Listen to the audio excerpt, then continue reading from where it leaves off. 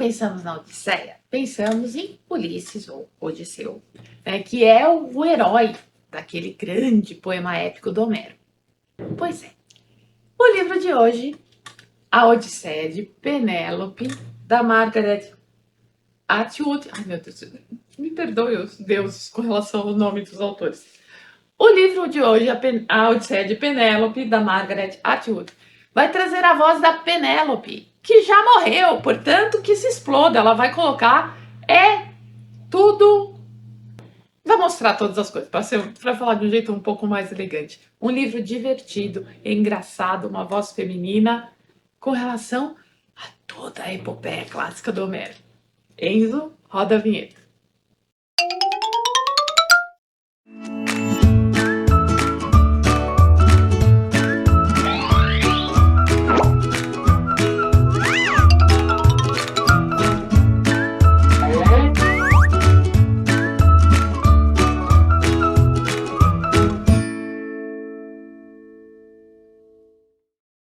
Olá, hora dos pedidos, que bom que você está aqui.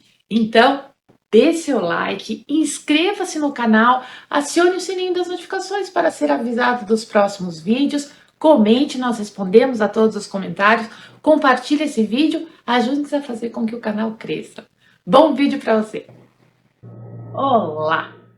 Quem é Margaret Atwood? Vai aparecer aqui a foto dela. Ela ficou muito conhecida pela obra O Conto da Aia. Eu confesso que eu não li esse livro, eu sei que existe a série, vai aparecer aqui a capinha do livro. Foi um livro hype há algum tempo. Eu comecei a ler a obra dessa autora, ela tem muitos livros e a obra dela é longa. Pela Odisseia de Penélope, primeiro porque eu achei o título muito inusitado, assim.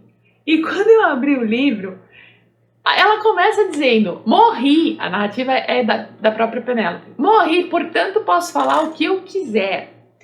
E aqui na orelha do livro, a gente tem, para os desavisados que não leram a Odisseia, não tem problema, você consegue ler, quer dizer, muita calma nessa hora. Tem problema sim você não ler a Odisseia em algum momento na sua vida. Considerando que você teve uma adolescência, imagino eu, ler uma adaptação na adolescência, ok, você vai ficar sabendo de tudo que acontece, das aventuras ou desventuras, né? Do Ulisses. Deixa eu voltar nessa história, tá? Pra gente compreender o que é a Odisseia. Bom, Helena, mulher de Menelau, filha, uma mulher que era desejada pelos homens e pelos deuses, se apaixona por Paris. Paris, troiano, vai raptá-la e levá-la para Troia. Em Troia, né, ela vai estar tendo um vidão, porque ela vai se apaixonar pelo Paris.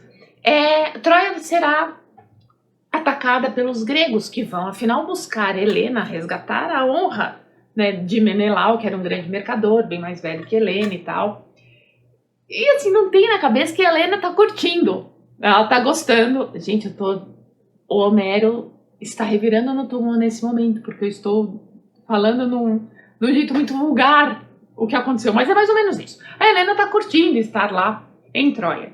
E haverá, os gregos não conseguem entrar em Troia, não conseguem tomar Troia, não conseguem, até que os deuses, né, principalmente Palas Atena, vão apitar lá no ouvido do Ulisses, que era um grande general, e vão falar assim, filho, faz aí um cavalo, bota todo mundo dentro, coloca o cavalo às portas de Troia à noite. Quando os troianos derem de cara um cavalo, vão falar, os deuses mandaram um grande presente, vão colocar o cavalo para dentro de Troia. E é isso que vai rolar. Só que, à noite, troianos dormindo, os gregos vão sair do cavalo. Por isso que é o tal presente de grego, né? Que é aquele presente que você acha bom, mas no fim vai dar um ruim enorme. Os troianos os gregos, vão descer do cavalo e vão matar os troianos e vão levar a Helena. E vai ser aquela coisa de sair sangue, né? Do livro. Do livro e do filme. Existe o filme Troia com Brad Pitt, maravilhoso. Mas que não é exatamente ele tem alguns fatos que acontecem com relação à Guerra de Troia. A Guerra de Troia, ela é apresentada na Ilíada do Homero. O Homero teria, na verdade, assim, quando você lê essas duas obras, a Ilíada e a Odisseia, seria essa a história, você não dá para achar que é um Homero, um poeta que foi lá e escreveu. Porque as obras são imensas. A gente está falando do momento que os caras morriam com 15 anos e já estavam velhos, né? Que a expectativa de vida era muito pequena. Então a gente acha que existe uma linha, né, de estudo que fala em poetas homéridas, ou seja, poetas que foram escrevendo os episódios, depois houve lá um ajuntamento, né, um agrupamento desses episódios que gerou essas duas grandes epopeias. O que é epopeia? Epopeia é um texto que constrói um herói e que vai contar a história do povo. Lá em Troia a gente vai ter o Aquiles como herói. Em Troia, que eu digo, perdão, na Ilíada. E na Odisseia, Odisseu ou Ulisses, depende da tradução, que na verdade vai assim sofrer muito. Por quê? Então voltemos aos dois livros. Então, lá em Troia, lá na Ilíada aconteceu até o cavalo, não sei o que, tomaram Troia, ok? Ok. Palas Atena falou para Ulisses, vocês vão tomar Troia, vão pegar a Helena e vão voltar rapidinho para a Grécia, ok? Ok, o Ulisses bem que tentou. Mas na hora que os gregos desceram do cavalo, mataram todo mundo, não sei o quê, eles resolveram beber todo o vinho dos troianos, fazer um churrascão com tudo que havia lá, carneiro, não sei o quê, tudo que havia de carne dos troianos, eles comemoraram. Ou seja, eles não seguiram o que os deuses demandaram, que era tome Troia e volte. O Ulisses até que tentou, mas ele era uma voz, né, no meio de um monte de gente. Então a Odisseia é a volta dos gregos para Ítaca, que é a ilha do Ulisses, como se os deuses se vingassem. Os deuses da mitologia greco-romana são antropomorfizados, então eles não são deuses legais. Eles se vingam quando eles não são obedecidos, eles têm raiva, eles fazem coisas como os homens fazem. Então Ulisses vai passar por vários perrengues mesmo nessa... Desculpa o vocabulário horroroso, mas é para entender. Vários perrengues mesmo nessa volta. São 10 anos em Troia, a guerra de Troia vai durar 10 anos, e o retorno vai demorar 17 anos. Só que o que acontece? O que acontece lá com a lei, né, de Ítaca, que é a cidade onde... A cidade é o reino ali do Ulisses. Uma mulher, no caso a Penélope, esposa dele, a Penélope era filha de um rei espartano. Então veja que a linhagem da Penélope não é coisa pouca. Ela precisaria ter um outro rei, ela precisaria se casar de novo. Então, o que ela faz? Ela tem um ardil, porque ela acha que Ulisses vai voltar, né? Ela tem o ardil de tecer a mortalha do sogro, que ela fala, o sogro... Calma. Ela vai tecer a mortalha do sogro e vai desfazer a mortalha durante a noite. Os pretendentes, que eram muitos dentro do castelo lá do Ulisses, eles vão estar sempre embriagados. Quem vai ajudar a Penélope nisso? As escravas dela. Então as escravas meio que seduzem, a violência também por parte desses pretendentes, mas elas fazem com que eles sintam-se embriagados, que eles não percebam o ardil da Penélope para esperar Ulisses chegar. Ok? Então aqui nós estamos lá na obra do Homero. Na volta do Ulisses, o Vale das Sereias, a Caverna do Ciclope, a Ilha da Circe, né? São vários eventos que a gente conhece. E há o filme, acho que eu já falei, né, do filme, se eu não falei, estou falando de novo, vai aparecer aqui a capinha, com o Kirk Douglas, pai do Michael Douglas, que está aí, né, trabalhando e tal, numa época dos grandes épicos, numa época em que foi filmado Cleópatra, Ben-Hur, Ivanhoé, os grandes épicos naquela Hollywood maravilhosa da metade do século XX. Eu falo Hollywood maravilhosa e acabou de sair o Babilônia, que está indicado ao Oscar, que mostra que não era tão maravilhosa assim. Mas eu tô falando de filmes em que você tinha 5 mil figurantes. Uma coisa assim, não é... qual foi aquele? Caramba, Jorge Lucas, quando fez o primeiro episódio, saiu a trilogia da Guerra nas Estrelas, o primeiro episódio, que eu não vou lembrar o nome, mas que você vê assim, o exército inteiro se levantando, tipo o Senhor dos Anéis, né? Que você tem ali o quê? Os efeitos super especiais, para fazer os filmes de que eu tô tratando aqui com relação a meados do século XX, anos 50, era gente. Você tinha uma guerra lá com um monte de gente. Tá? As filmagens, eu lembro da Cleópatra de uma cena em que ela vai aparecer assim na cidade e você tem lá 5.000 pessoas como figurantes para se montar o filme.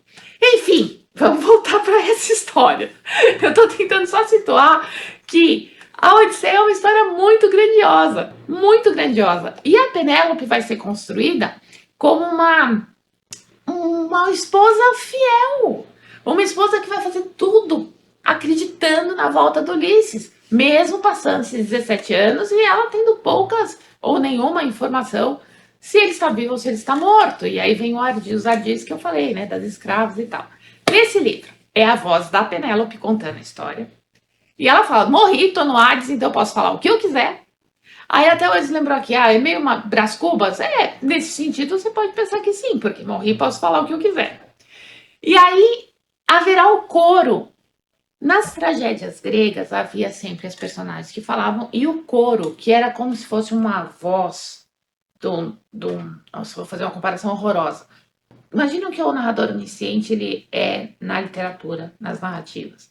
Nas tragédias era necessário haver o coro, mas o coro fazia com que houvesse uma reflexão do público sobre aquelas personagens envolvidas na tragédia.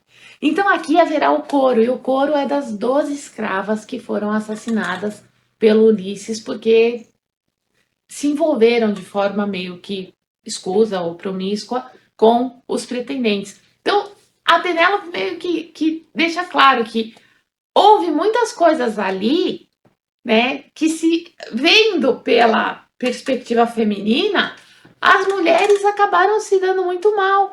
Por quê? Porque a ideia épica era construir o herói, no caso Ulisses, e contar a história do grandioso povo grego, que fez coisa errada lá, mas que venceu a guerra de Troia.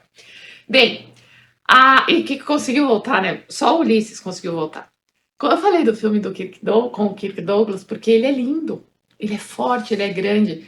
E mesmo na Odisseia, e aqui ainda mais quando a Penélope tá brava, aqui falando da história dela, Ulisses era um cara minguado, pequeno, de corpo desproporcional, né? Ela mesmo fala que ele tinha as pernas e o tronco do mesmo tamanho.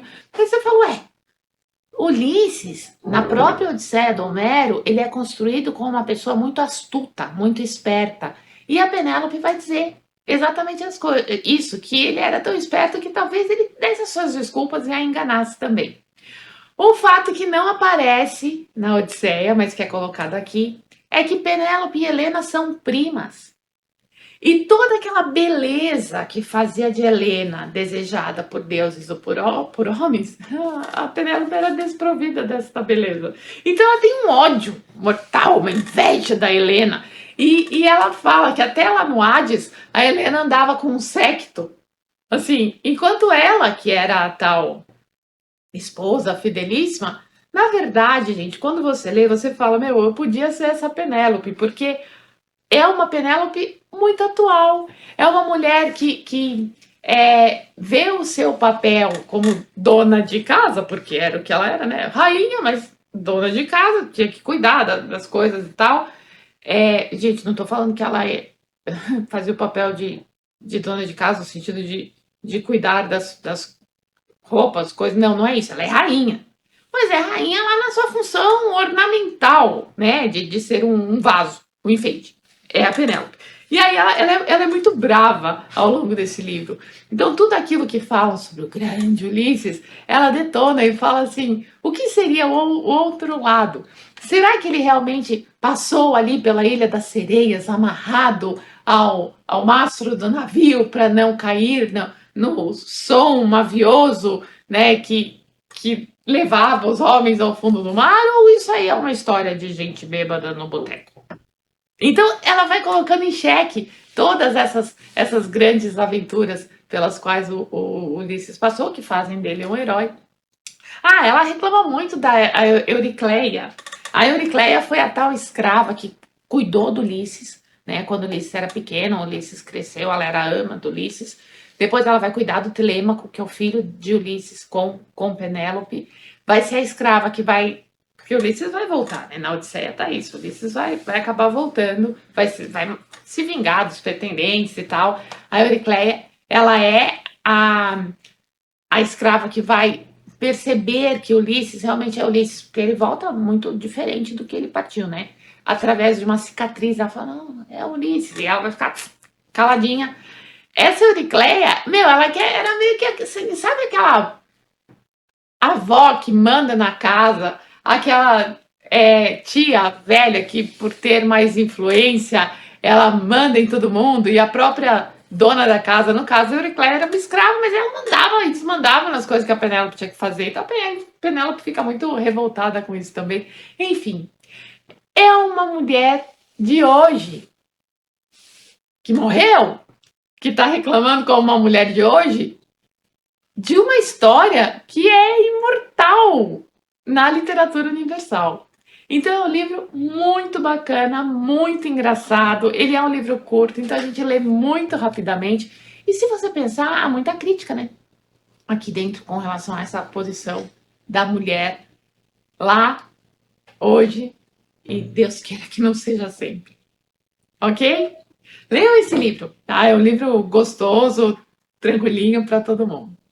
Bem, dê seu like nesse vídeo, inscreva-se no canal, acione o sininho das notificações para ser avisado dos próximos vídeos, comente, compartilhe e tá aqui.